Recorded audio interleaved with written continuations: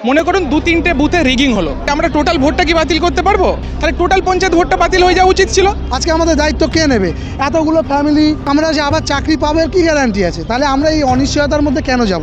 ন্যায় বিচার জাস্টিস আমাদের প্রতি হয়নি। যেখানে বলে দিয়েছে চাকরি ক্যান্সেল, বাতিল হয়ে গেছে, তো আমাকে কিসের উপর টাকা দেবে?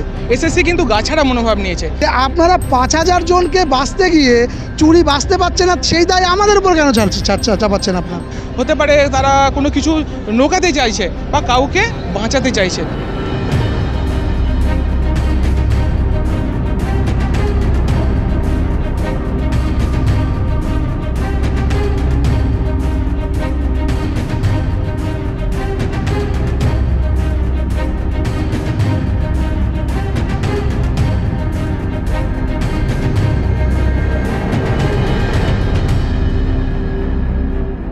মনে করুন ২-৩টে বুথে রিগিং হলো, এখন যদি রিগিংয়ের জন্য আমরা আমাদের কোর্টের কাছে প্রশ্ন তো আমরা করতে পারি না।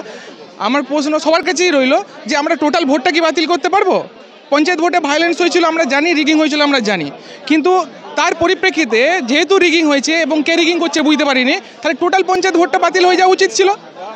অথবা লোকসভা ভোটে যদি কোথাও রিগিং হয়, চাইবো না কোথাও হোক, গোলমাল কোথাও যদি হয়, তার পরিপ্রেক্ষিতে কি গোটা লোকসভা ভোটটা বাতিল? আমরা কি করি, যেই জায়গাটায় রিগিং হয়েছে সেইখানেটা পুরো নির্বাচন হয়, পুরো লোকসভাতে হয় না, পুরো পঞ্চায়েতে হয় না। আমাদের কিন্তু পুরো লোকসভাতে, পুরো পঞ্চায়েতের পুনর্নির্বাচন বা যা কিছু বলছেন বা পুরো ভোটটা বাতিল হওয়ার পরিস্থিতি আমাদের করে দেওয়া হয়েছে। তাই আমার মনে হয় কোর্টের উপর আমরা প্রশ্ন করতে পারি না, কিন্তু কোথাও না কোথাও ন্যায় বিচার জাস্টিস আমাদের প্রতি হয়নি। আমরা কোর্টের উপর আস্থা আছে এখন আমাদের, যে আস্থার জন্য আমরা সুপ্রিম কোর্টে যাওয়ার জন্য আমরা সমবেত হয়েছি। আজকে আমাদের দায়িত্ব কে নেবে? এতগুলো ফ্যামিলি, এতগুলো ছেলে, প্রত্যেকটা ৪-৫ জন করে ফ্যামিলি মেম্বার আমাদের উপর ডিপেন্ডেড। আমাদের প্রত্যেকের লোন আছে। আমার মা চাকরি বাতিলের পরের দিনই তো নির্দেশ হয়ে গিয়েছে যে বেতন বন্ধ করে দেওয়া হবে। আপনাদের কাছে কোনো নির্দেশিকা এখনো পর্যন্ত আমার সেই খবর পাইনি। তবে দেখুন, যেখানে বলে দিয়েছে চাকরি ক্যান্সেল, বাতিল হয়ে গেছে, তো আমাকে কিসের উপর টাকা দেবে? আমাদের মনে হয় সুচ বাঁচতে গিয়ে ধানের গোলায় আগুন লাগানো হয়েছে, তাই আমরা অনেকটাই আশা হতো। তাই কোথা থেকে? আমি এসেছি, আমার বাড়ি আরামবাগ, আমার কর্মক্ষেত্র বাঁকুড়া। কোন ক্লাসে? 11-12। এরকম একটা রায় হলো, তারপরে আপনাদের কি মনে হয় যে আপনারা সিস্টেমের শিকার হলেন? অনেকটাই সিস্টেমের শিকার তো বটেই, তবে আমাদের বিশ্বাস ছিল কোর্টের উপরেতে, এখনও নেই তা বলবো না, আছে, কিন্তু কোথাও যেন মনে হচ্ছে ন্যায় বিচারটা ঠিকঠাক হয়নি, যে কারণে আমরা সুপ্রিম কোর্ট যাচ্ছি।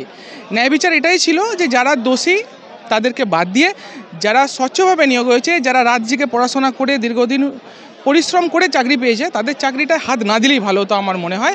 আর সেই জন্য আমরা আবার বারবার বলছি আমরা সুপ্রিম কোর্টের দ্বারস্থ হচ্ছি। ফ্রেশ প্যানেল হবে, আপনাদেরকে আবার পরীক্ষা দিতে হবে, এই প্যানেল থেকে আর কোনো রকম রিক্রুটমেন্ট হবে না। তাহলে সেক্ষেত্রে কি বলবেন যে আপনারা আবার কেন পরীক্ষা দেবেন? এবার দেখুন, প্রথম কথা, আমরা ৮ বছর আগে চাকরি পেয়েছি, তার মধ্যে অনেকেরই আছে অনেক বয়স পেরিয়ে গেছে, তারা বসতে পারবে, তারা কি দোষ করেছে? এই পরীক্ষা দেওয়ার পরে যে আমরা যে আবার চাকরি পাবে কি গ্যারান্টি আছে? তাহলে আমরা এই অনিশ্চয়তার মধ্যে কেন যাব? সিস্টেমের শিকার হলেন? হ্যাঁ, আমরা সিস্টেমের শিকার, স্কেপ গোট বলতে পারেন। চান তো যারা দোষী তারা শাস্তি পাক এবং যারা অযোগ্য, যারা সাদা খাতা জমা দিয়ে চাকরি পেয়েছে তাদের বাতিল হোক? 100%।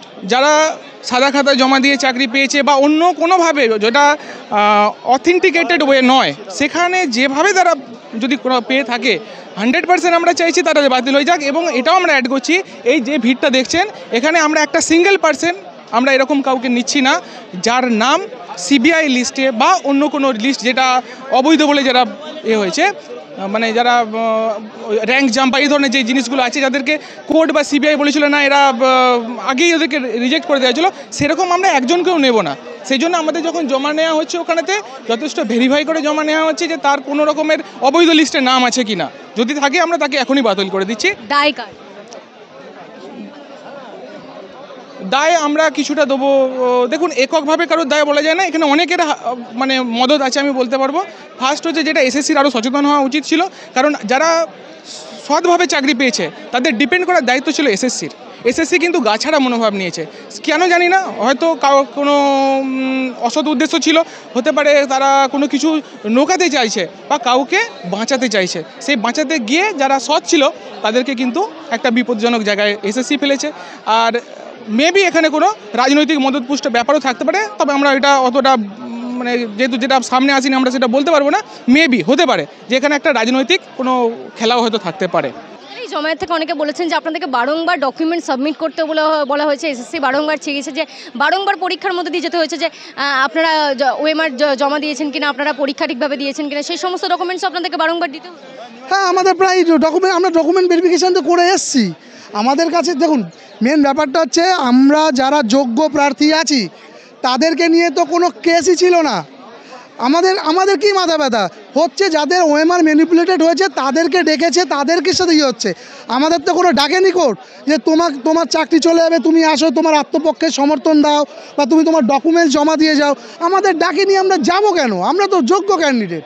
সেখানে আমাদের তো কোনো ডকুমেন্ট ভেরিফিকেশান কী হবে না হবে আমরা কোনো পাইনি তো, চিঠি পাইনি তো। আপনারা চান তো যে অযোগ্য যারা সাদা খাতা জমা দিয়ে যারা চাকরি পেয়েছে তাদের চাকরি বাতিল?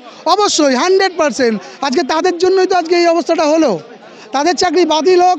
এবং এই যে রিমেইনিং 24-25 হাজারের পরে যে যারা ত্রুটিপূর্ণ মানে কাজ করেছে, যা চোরজবৃত্তি করেছে, তাদেরকে বাদ দিয়ে 19,000কে অবশ্যই রিস্টোর করা উচিত, চাকরিটা আদালতেরই করা উচিত। সুপ্রিম কোর্টের এবং আমার ডিভিশন বেঞ্চে যারা রায়টা দিয়েছে যে বিচারপতিরা, তাদের বক্তব্য যে আপনারা 5,000 জনকে বাঁচতে গিয়ে চুরি বাঁচতে পারছে না, সেই দায় আমাদের উপর কেন চাপাচ্ছেন আপনারা? আমরা সবাই মিলে সুপ্রিম কোর্ট যাওয়ার কথাই ভাবছি, কারণ এছাড়া তো আমাদের কোনো উপায় নেই।